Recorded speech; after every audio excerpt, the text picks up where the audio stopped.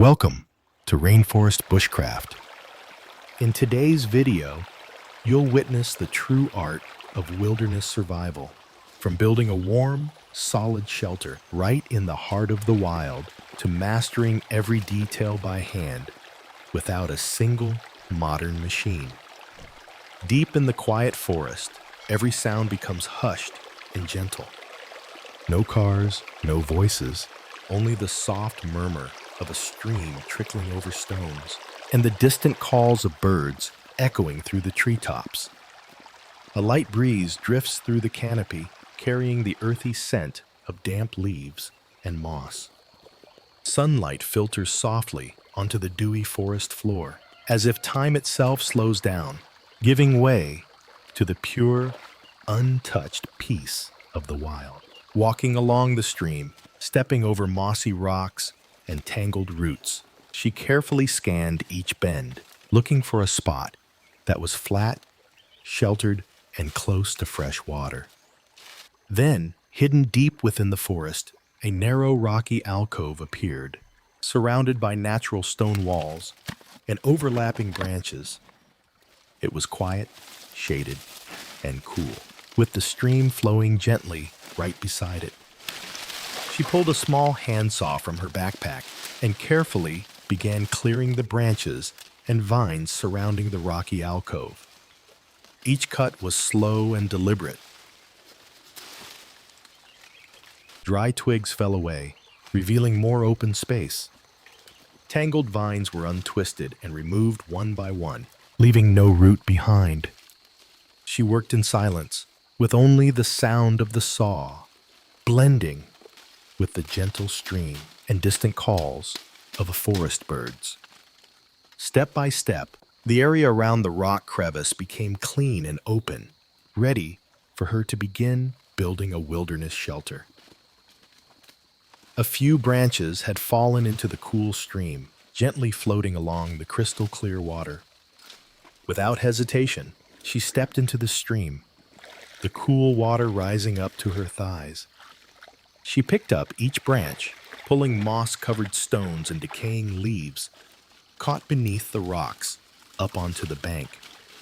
Once the stream was cleared, she began building a small stone path, laying flat rocks side by side, creating a simple walkway across the flowing water.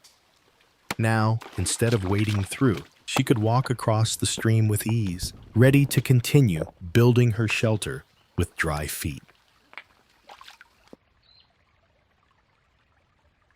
To expand the space inside the rock crevice, she decided to use an ancient technique, using fire to break the stone.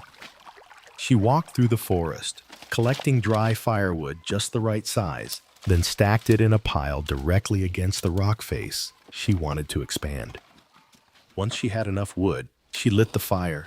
Flames roared to life, radiating heat steadily onto the cold stone surface. Over time, the intense heat caused the outer layer of the rock to expand and crack. This wasn't a quick process, but one that required patience and precise control. Tiny fractures slowly began to appear, opening up a new space, enough for a person to take shelter, safe and hidden deep within the wilderness. The fire had faded, leaving behind glowing embers and a rock face now fractured from the heat. She carefully swept away the ash and coal, revealing a darkened surface, weakened and brittle from the flames. From her backpack, she pulled out a steel chisel and her trusty hammer. With a firm grip, she began to carve, each strike echoing through the silent crevice. The brittle stone broke off in layers, shards falling one by one, gradually widening the once narrow gap. This wasn't just brute force. It was a balance of precision, patience, and awareness. Little by little, the space grew deeper and broader, enough for a single person to curl up inside, warm, dry, and safe beneath the forest canopy. She carved bit by bit, gripping the chisel firmly. Each hammer strike echoed steady and precise. No rush, Each chip removed only a thin layer of stone, but with every motion, the space grew deeper. As the rock fragments fell, she bent down to scoop them into her hands and gently brush them into the flowing stream below. The water carried away the dust and debris, leaving behind a clean work surface. Once the ground was clear, she resumed carving, rhythmically, like breathing. Each strike brought her one step closer to a perfect shelter, a small refuge crafted by her own hands amid the untouched wilderness. The space inside the rock crevice grew wider. The rough stone walls slowly retreated, making room for a quiet, dry chamber, a true shelter taking shape. But she didn't stop there. Beneath the dim forest light, she bent down again, gripping the chisel and hammer. Sweat dotted her brow, but her eyes remained focused. She continued carving deeper into the stone wall. Each strike was a declaration. This would not just be a place to hide from the rain, but a home in the heart of nature. The sound of her hammer echoed steadily through the forest, mingling with the gentle babble of the stream and the distant call of birds, a harmony of persistence and freedom.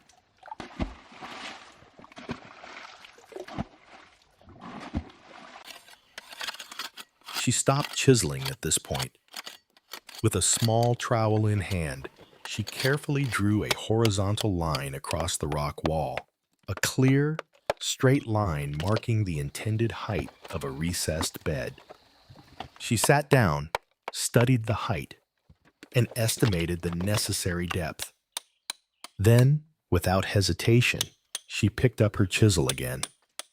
New strikes echoed through the rocky shelter, this time not to expand the space, but to carve deeper into the stone itself, shaping a recessed niche that would become a warm resting spot after long days of work.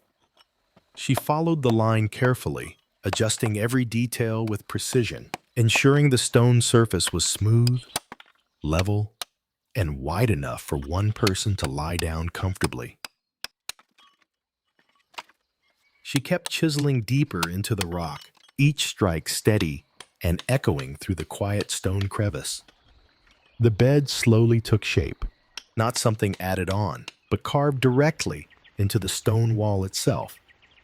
With a chisel and small trowel, she carefully smoothed every edge and surface. Every uneven bump was shaved down until the surface became flat, even, and clean. Sweat dripped from her brow, but her gaze remained focused and determined. This wasn't just a place to sleep. It was a piece of home, carved by hand and willpower. With the built-in stone bed complete, she carefully tidied up the surrounding area. Every loose pebble, every layer of fine dust was swept away, leaving nothing out of place in her newly carved living space.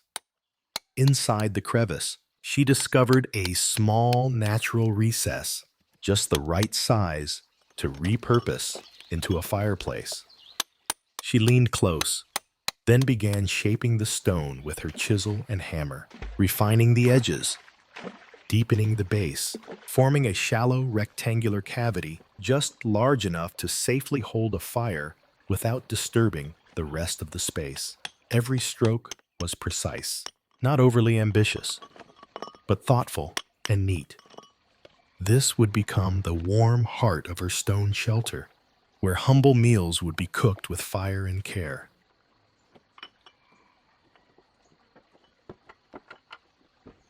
After finishing the carving and adjustments, a complete stone stove was now in place, featuring a natural chimney carved through the rock, allowing smoke to escape safely. But the job wasn't done yet. She picked up a small trowel and a mixing bowl, then quietly left the shelter to gather termite soil, a special material long used by ancient people as a natural adhesive thanks to its excellent bonding properties. After collecting enough, she returned and began mixing the termite soil with water, forming a thick, sticky paste. Then, using her hands with care, she gently applied the mixture around the stove's opening, filling every crack, sealing every tiny gap in the stone. Once dry, the termite soil would form a firm and airtight seal, keeping smoke from leaking back inside the shelter while concentrating heat right where it's needed, helping the fire burn stronger and more efficiently.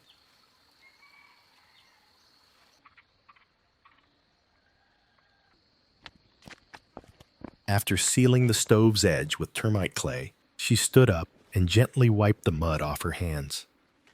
Grabbing a small handsaw, she left the shelter, her steps steady as she followed the narrow trail into the forest. Her next goal, to find small, straight bamboo poles of just the right size. Not too young to snap easily, but not too old to become heavy or hard to work with. She ventured deeper into the thicket, scanning each clump of bamboo carefully. When she spotted the ideal stalks, she knelt down and sawed them close to the base, each motion firm and precise. One by one, the cut bamboo poles were lifted onto her shoulder, ready for the next stage in crafting her wilderness retreat among the rocks. Carrying the bundle of bamboo back to her shelter, she gently laid it down beside the newly carved stone bed. She picked out the straight, even stalks and carefully sawed them into short, uniform segments. Each bamboo piece was then laid across the bed, lined up closely, parallel to one another, forming a breathable yet sturdy surface. Next, she took the jungle vine rope she had prepared and began threading it through each bamboo segment, weaving it across and tying it tightly at both ends and the middle. Every knot was firm and neatly done, resulting in a hand-woven bamboo mat that fit perfectly atop the stone bed. A rustic, solid resting spot, yet surprisingly comfortable and dry amid the wild. Evening was falling. The last rays of sunlight filtered through the dense forest canopy, casting a golden hue over the quiet wilderness. She stood up and picked up her machete, her eyes following the fading glow beyond the treetops. Her steps moved slowly along a trail blanketed in decaying leaves as she searched for dry branches, fallen stumps, and pieces of wood that remained crisp beneath the forest shade. Each stick was carefully lifted, moss and dirt brushed off gently with her hands, then neatly placed in the basket she carried. The air began to cool, and the light slowly gave way to the embrace of night. She returned to her shelter, bringing with her the evening's harvest, firewood that would warm her first night in the rocky hollow. Night had fallen completely. The forest was now cloaked in silence, broken only by the gentle stream and chirping insects. She reached into her backpack and pulled out an old storm lantern, a trusted companion through many wilderness journeys. With a single spark, a warm golden glow filled the rocky shelter. She crouched near the hearth and lit the fire. The dry firewood she gathered earlier caught quickly, bringing warmth and light to the quiet space. Her provisions were humble, just a few potatoes and a can of preserved fish. She peeled each potato with care, rinsed them in the cool stream water, then sliced them into thin, even rounds. The small pan was placed over the flames, a splash of oil followed, and then the potato slices sizzled as they hit the hot surface. That soft sizzling echoed in the dark, and the rich aroma of frying potatoes mingled with the scent of burning wood and wild forest air. The potatoes in the pan began to soften and release a fragrant, buttery aroma, blending perfectly with the smoky air of the forest kitchen. She carefully sliced a few fresh stalks of green onions. The vibrant green of the forest blending with the golden potatoes, creating a rustic culinary scene. She sprinkled the onions evenly over the pan, gave it one final gentle stir, then turned off the fire and plated the potatoes on a flat stone beside the fireplace. Next, she pulled a can of fish from her backpack and gently pried open the lid with her knife. Inside were soft, fragrant pieces of seasoned fish, still carrying the flavor of the outside world. She neatly arranged them next to the plate of potatoes. In the stillness of the deep forest, with only the sound of wind slipping through stone crevices and the flickering firelight, a humble but heartwarming dinner was ready. No voices, no dining table, just her, the fire, and the meal she had prepared with her own hands after a long day's labor. After dinner, she sat quietly by the fire, then took out her blanket and laid it over the stone bed. The firelight flickered on the rocky walls, with the sound of flowing water and rustling leaves.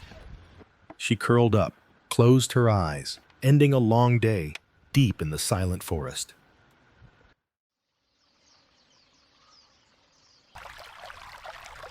The next morning, soft light filtered through the cracks in the rock, gently waking her after a peaceful night. She folded her blanket neatly and packed it into her backpack, then took her knife and stepped out to the quiet stream.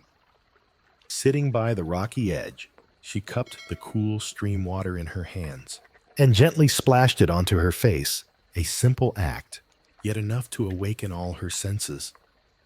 Next, she picked up her jungle knife, placed it on a flat stone, and began sharpening the blade. Each stroke was steady and precise, the steel glinting in the early sunlight. With her knife now razor sharp, she stood up and quietly made her way into the forest, searching for long, straight, and sturdy bamboo stalks to begin today's new task. The bamboo stalks were carefully selected. They had to be perfectly straight, uniform, and free from cracks. Back by the stream, she laid each stalk down on a clean, flat rock and used her sharp jungle knife to cut them into manageable sections. Then, she began splitting the bamboo. Each stalk was split into long, thin strips, flexible, smooth, and evenly sized. She smoothed out each strip and placed them neatly into bundles by her side. Once she had enough materials, she sat down and began weaving. Her hands moved quickly and gracefully, twisting the strips into tight circular rows. Fish traps slowly took shape under the speckled sunlight that filtered through the jungle canopy, a perfect harmony of skill, patience, and nature. Every part of the fish trap was woven with meticulous care. From the base to the body, each bamboo strip was bent precisely, interlaced tightly in concentric circles. She paused often to realign the pattern, ensuring each strip stayed snug and true to the intended shape. At the rim, she reinforced the edges with extra weaving, making it both durable and visually balanced.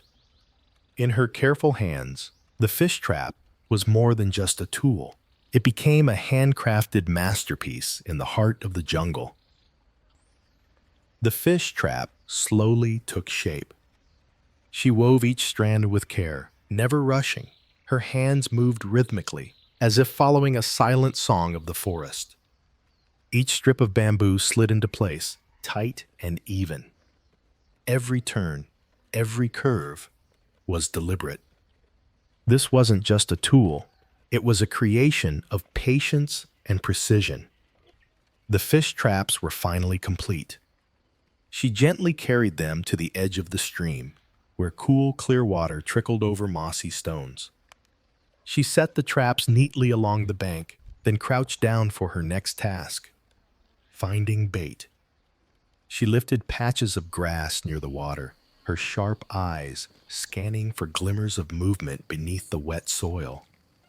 One by one, she picked up tiny snails, hiding beneath decaying leaves and soft mud. They were slick, delicate, and covered in thin green moss. With a handful collected, she sat on a large flat rock and took another stone in hand. She crushed each snail carefully, letting their pungent scent fill the air. That fishy smell, unpleasant to humans, but a powerful call in the wild. She gently stuffed the mashed snails into each trap. These became the bait, natural, raw, and chemical-free. Simple, yet effective, because somewhere in the deep, cold current, fish and eels would soon catch the scent and follow it straight into her waiting traps.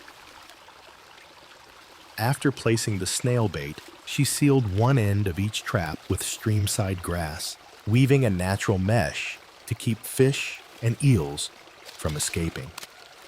With the traps ready, she carried them to deeper, quieter spots, where rocks, roots, or bends in the stream made perfect hiding places. Each trap was gently set down, weighted with stones and branches to keep them in place. No splashes, no disturbance. When done, she quietly stepped away, leaving nature to take over. After setting the traps beneath the clear stream, she stood up, brushed her hands clean, and turned toward the deep forest. Sunlight filtered through the dense canopy, casting flickering shadows on the leaf-covered trail beneath her feet. Her eyes moved constantly, scanning for fallen trunks, old stumps, or standing deadwood. Each piece was inspected with care. She tapped it with her knuckles to hear the tone, checked the color of the bark and wood grain to distinguish between solid timber and rotted core. She never touched the living trees, only what nature had already returned to the earth. Once she found a suitable trunk, thick, dry, and still strong, she pulled out her folding saw from her side pouch. Bracing her feet and gripping the handle firmly, she began to saw with steady, deliberate strokes. Each motion echoed softly through the quiet woods, the scent of aged wood rising with each pull, mingling with the earthy smell of damp forest floor. Once one segment was cut, she laid it aside neatly, then moved to the next. Notice, every action was calm, measured, like part of a sacred rhythm of forest living. After cutting the logs into just the right lengths, she took out her knife and began peeling off the bark. The blade slid smoothly along the surface, scraping away rough layers of bark, moss, and clinging soil. Each log gradually revealed its clean, pale core, dry, smooth, and much lighter to carry. Removing the bark not only made the wood look better, but also helped reduce weight and kept insects from hitching a ride back to her shelter. One by one, she hoisted the logs over her shoulder and began the slow walk back. Her silhouette stretched long across the damp forest floor, surrounded by a hushed jungle where only the wind whispered through the leaves. Back at the shelter, she began placing the logs into their intended positions. Each piece was carefully measured, with precise markings made before cutting. Using her saw, she followed each line with steady strokes. Every motion was firm, deliberate, and without haste. She double-checked each cut against its place, ensuring perfect alignment, down to the smallest margin. Every detail was handled with care, a reflection of her patience and precision in this hand-built structure. Next, at the key junctions, she began carefully carving away half the thickness of each log end. Every stroke with her hatchet was precise and controlled, ensuring that the log ends could interlock perfectly. When two beams met, they fit together like puzzle pieces, firm and seamless, strengthening the frame while keeping it neat and balanced. Without using nails for the main structure, she relied on traditional joinery techniques. Durable over time and beautifully in tune with nature. The front beam was divided evenly into two sides. She then began carving away the middle section, leaving only the lower part as the base, and the two ends to serve as upright posts. The upper middle portion was carefully carved down halfway, creating a perfectly sized gap that would become the future entrance door. Each cut was measured by eye and refined with precision, ensuring the doorway was level, wide enough, and balanced on both sides.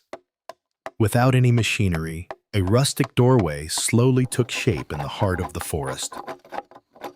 She began carving and chiseling the next wooden logs, each one carefully prepared for stacking. With her knife and chisel, she created shallow grooves and smooth cuts at both ends of each log, ensuring they would fit snugly when placed on top of each other. Each log was positioned precisely, stacked neatly and firmly, layer by layer. The wooden wall slowly emerged, like a sturdy barricade in the heart of the forest. No cement, no nails, just precision, craftsmanship, and the quiet persistence of a lone builder. To increase the stability of the wooden wall, she carefully drilled a small hole at each end of the logs, each position measured and marked with precision. Then, using the wooden pegs she had prepared, she hammered them into the holes, locking each log firmly together. Each peg acted like a wooden key, holding the logs perfectly aligned and secure. This simple yet effective jointing method required no metal nails, yet offered long-lasting strength, true to the spirit of a survival structure deep in the wilderness.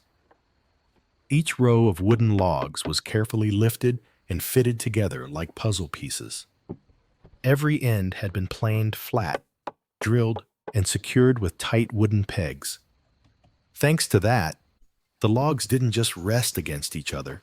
They locked tightly into place, forming a seamless, sturdy wooden wall. She worked step by step, aligning every log by eye and by feel, a process that combined skill, patience, and intuition. The sound of chiseling and hammering echoed gently through the forest, like the heartbeat of a living structure being born. When the wall reached shoulder height, she paused and marked a precise square with her knife. The spot had been well calculated, facing the direction where sunlight would pour in every morning. She left that section open, carefully skipping it while stacking the next logs. That space would become the window frame, a small eye looking out to the wild. From there, she could watch the stream flowing, listen to the rustling leaves, and feel the dawn light enter. More than just ventilation, the window gave the shelter a touch of soul, a quiet connection between her little cabin and the world outside. When the wall had reached the desired height, she chose a long log to serve as the top beam. She carved out a half notch in the middle, a perfect fit for the door frame opening, just like she had done with the bottom beam. After careful alignment, she placed the beam on top of the wall, then secured both ends firmly with wooden pegs. This wasn't just the final piece, it was the element that completed the door frame and locked the entire wall into one solid structure. Next came the roof framing, a crucial stage that would determine the durability of the entire shelter. She began by selecting straight, sturdy logs with just the right thickness. Each one was lifted, measured, and marked at precise joining points. With her knife and chisel, she carefully carved mortise and tenon joints, ensuring the logs could interlock like perfect puzzle pieces. Once the joints were shaped, she used a wooden mallet to drive dowels through each connection, securing the beams firmly in place. One by one, the The beams were lifted and positioned atop the newly built walls, locked tightly into place, with no room for gaps or misalignment. Every beam fitted was a step closer to completing the structure. The roof frame slowly emerged, a strong skeletal cap over the home, ready to withstand the wind, rain, and the harsh conditions of the wild forest. With the roof frame completed, she didn't stop. She continued building the wooden walls higher, sealing off the triangular A-shaped gap at the top. Each beam was carefully measured, its ends cut at an angle to match the slope of the roof. She placed them one by one on both sloped sides of the triangle, closing off the open space. Every piece was fastened tightly with wooden pegs, fitting snugly into the roof frame. Once the A-frame gap was sealed, the house now appeared complete, topped with a firm and finished shell. After sealing the A-frame, she began covering the roof frame with wood. Each plank was precisely measured and cut, laid tightly side by side without gaps. She secured them firmly with nails and wooden pegs. Before long, the wooden roof was complete, sturdy and weatherproof deep in the forest. The roof was now complete, a sturdy, sealed layer standing firm in the forest. She sat down to rest, sipping cool water, as the forest whispered around her. Recharged, she stood up and began measuring the door frame, the next step to finish her wooden home. The door is an essential part of the house, and she spent considerable time carefully selecting small wooden logs, each one straight even, and relatively uniform in thickness. Once she had gathered the right amount, she began measuring each piece to match the exact dimensions of the door frame. Using a small saw, she cut each log precisely, making sure the ends were clean and free from splinters or uneven edges. After all the wooden slats were prepared, she laid them side by side on the ground, forming a seamless, flat surface like a large wooden panel. Then she added 2 crossbeams at the back, one at each end, and secured the slats together using wooden pegs, creating a sturdy structure that wouldn't shake or come apart when moved. Each peg was driven in firmly and straight, and every joint was double-checked for strength and precision. Every small detail was polished and refined, turning the door from a purely functional component into a thoughtful design that blended perfectly with the rustic wooden home nestled in the forest. After finishing the wooden door, she mounted it onto the frame using handmade wooden hinges that allowed smooth, perfect movement. She added a small, round, polished wooden handle, simple but practical for daily use. Now, the door was not only sturdy, but also the final touch that completed the rustic forest cabin. As the sun dipped low behind the forest trees, evening crept in quietly. She stepped into the cabin, took out the storm lantern from her backpack, and lit it. The warm yellow glow cast soft shadows on the wooden walls, bringing a sense of calm and safety in the wilderness. Then, she turned and headed back outside, quietly walking down the narrow path leading to the nearby stream. It was time to check the fish traps she had set earlier in the day. She waded into the cool, flowing stream, each step steady as she made her way to the traps set the day before. Gripping the twine, she gently lifted each basket from the water. Inside, river shrimp twitched and snapped, crabs clamped tightly onto the bait, and fish splashed furiously, trying to escape. She tipped the first basket onto a patch of soft grass nearby. Wild jungle crabs with red legs and glossy shells scattered in all directions. She swiftly picked them up one by one, placing each into a separate container, ingredients for tonight's meal. Afterward, she inspected the baskets, then carried them a few meters further down the stream. This time, she chose a different spot, a quieter bend in the creek, where fallen roots and hidden rock crevices made perfect hiding places. She knew this was a promising location, one that might reward her even more next time. On her way back, she spotted a cluster of wild beetle leaves growing beside a damp hillside. Their vibrant green color and subtle fragrance made them perfect for wrapping grilled fish. She picked a small handful and tucked them carefully into her basket. Back at the shelter, the first task was to relight the fire. Soft smoke rose as glowing embers came to life, warming the stone hearth once more. She cleaned the shrimp, crabs, and fish, peeling the shrimp, removing crab gills, scaling the fish, then rinsing them all in the cold stream water.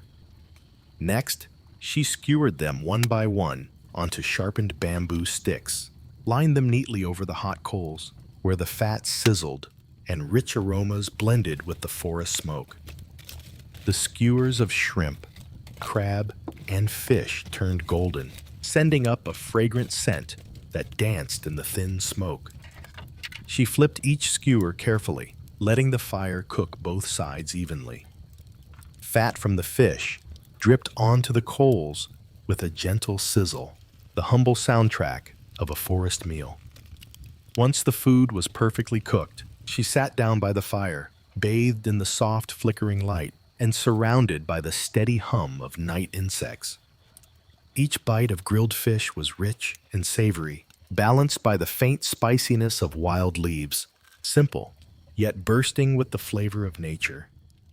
No table, no voices, just her, the fire, and the quiet whisper of the forest in the dark. After the meal, she cleaned everything up and put out the coals, now fading under a thin layer of ash.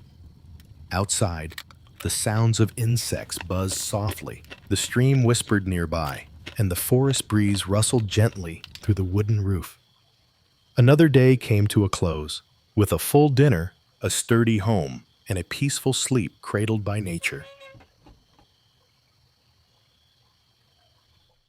A new day begins. The first rays of sunlight filter through the dense forest canopy, gently awakening the sleeping woods. She wakes up, folds her blanket, and steps outside. Carrying a large sheet of plastic, she starts by covering the entire roof, a protective layer to prevent rainwater from seeping through the wooden gaps. Once the plastic is evenly laid and secured, she moves on to the next step, taking the mound of termite soil she prepared earlier and mixing it with a bit of water into a smooth, clay-like paste. Then, she begins applying the termite soil across the rooftop, spreading it evenly over the plastic sheet. As it dries, the soil will harden, forming a sturdy outer coat, insulating the home, keeping rain out, and blending harmoniously with the forest landscape. Once the layer of termite soil had dried and hardened, she moved on to the next step of finishing the roof by covering it with fresh green grass mats. She ventured deeper into the forest, searching for moist patches where moss and grass grew thick. Using her machete, she carefully cut the grass into squares, with the roots intact, so they wouldn't fall apart when carried back. Back at the shelter, she laid each mat of grass onto the roof, fitting them tightly together to leave no gaps. The green layer not only helped the roof blend into the surrounding nature, but also retained moisture, insulated against heat, and softened the sound of rain for the days to come. Now the roof wore a living coat, lush, cool, and full of forest life. After finishing the roof, she moved on to craft another useful item, a wooden hand mortar. She brought back a large, sturdy log, carefully chosen from a long-dead tree, free of rot and cracks, with tight and even grain. Using her axe and chisel, she began hollowing out the center of the log. Each strike was firm and precise, carving out a deep, round bowl in the middle. She worked slowly and deliberately, as even a small mistake could ruin the entire mortar. Once the hollow was finished, she smoothed the edges and polished the inside using dry sand and fine stones. Now, the rustic mortar was complete, crafted without machines or cement, only by her hands and patience, deep in the wilderness. Everything in the little wooden house was now complete. She stood up, took a small container, and headed back to the stream, where the traps had been set the day before. The water remained crystal clear and cool, flowing quietly between moss-covered rocks. One by one, she pulled up the bamboo traps. Inside were large, strong forest crabs, waving their claws and twisting fiercely as the sunlight hit them. Once again, she smiled, for nature had offered her another perfect gift for her next meal.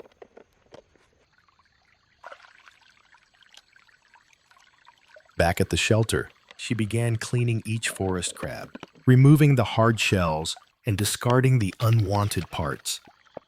Keeping only the claws and bodies, she placed them into a large wooden mortar and started pounding with a wooden pestle. Each steady strike echoed softly in the forest, breaking the crab meat just enough, not too much. Then she added some water and used a clean cloth to strain the mixture, extracting a thick, rich crab stock filled with the fresh, earthy aroma of the wild. To finish, she picked a few wild lalot leaves, tore them gently, and dropped them into the simmering broth. A deep, flavorful soup. Warm, fragrant, and ready to blend with noodles for a hearty forest meal. As the wild crab broth comes to a boil, she carefully pours it over a bowl of dried noodles. Steam rises, carrying with it the rich aroma of the forest catch. She waits in silence, letting the noodles slowly absorb the flavor until they soften and glisten in the golden broth. Then, under the soft glow of her oil lamp, she begins her dinner, a simple bowl of noodles enriched with the essence of fresh mountain crab and the quiet of the deep jungle. After finishing her meal, she closed the door and went to sleep. The next morning, she sat quietly by the door, gazing at everything she had created, a rustic wooden house, born from effort, silence, and nature's gifts. After a few peaceful moments, she started packing her belongings, carefully folding each item, ready for the next journey ahead. Thank you for walking with me through this entire journey. Every step, every drop of sweat is part of a story written in harmony with nature. See you again in the next adventures, where the forest still hides countless wonders waiting to be discovered.